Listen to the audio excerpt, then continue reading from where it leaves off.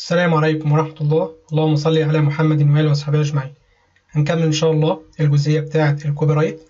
عبارة عن إيه ببساطة؟ عبارة عن نفس اللوجو هنا تاني، ويا دوبك الكوبي رايت بتاعتنا مكتوبة هنا. طيب، وفي لو تلاحظ إن في خط كده موجود، تمام جدا. طبعا دي هنكملها على الجزئية دي. ممكن نكبر الجزئية دي شوية كده، وناخد أول حاجة لاين كده نطلع فوق. عندنا في اللاينز أهي، هناخد لاين كده بالطول قوي كده، بحيث ان احنا اهو. وبعد كده اول حاجة هناخد تكست هنا، نفس التكست، او ممكن بما انه مكتوب مرة خلاص، اللي هو لو انت فاكر التكست بتاع التايتل او اللوجو اللي هو في التوب هيدر، عندنا فين الناف لوجو ده.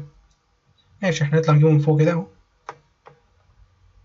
اللي هو ده. هاخده كوبي كنترول في وانزل بيه تحت كده،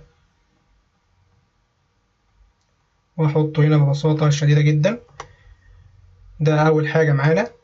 ممكن طبعا تقلل الحجم بتاعه، حلو جدا. بعد كده الكوبي رايت هنجيبها من هنا، اقول له نجيب الكلمتين دول ولا حاجة، كنترول سي. وبعد كده هنجيب باراجراف نحطه هنا، اقول له يا عم الحاج حط الكلمتين اللي انا جايبهم.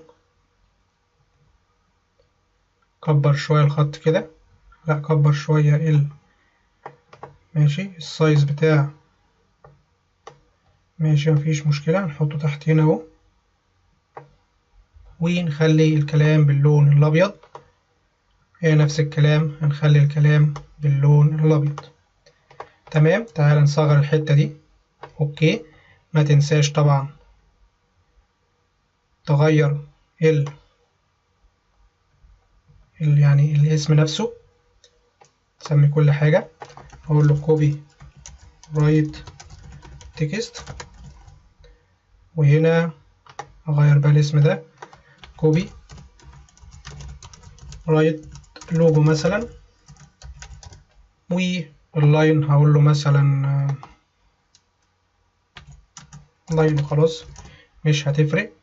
والجزئية دي اللي هو طبعا دول احنا نسينا نسميهم، مفيش مشكلة، تقدر تسميهم مثلا وليكن دي هعتبرها list item 3، وده title 3 او footer title 3، مش هتفرق. وده كله الايتم 3. يبقى احنا عندك ايتم 3 وتايتل ايتم وليست ايتم 3، فانت هتسمي نفس الكلام ده على الباقي كله. ده بقى يبقى ايتم مثلا 2، وده الاسم نفسه، وهكذا. تمام جدا. ببساطة دي كانت آخر حاجة معانا، اللي هي الجزئية دي. يا رب يكون الفيديو واضح. جزاكم الله خيرا. السلام عليكم ورحمة الله.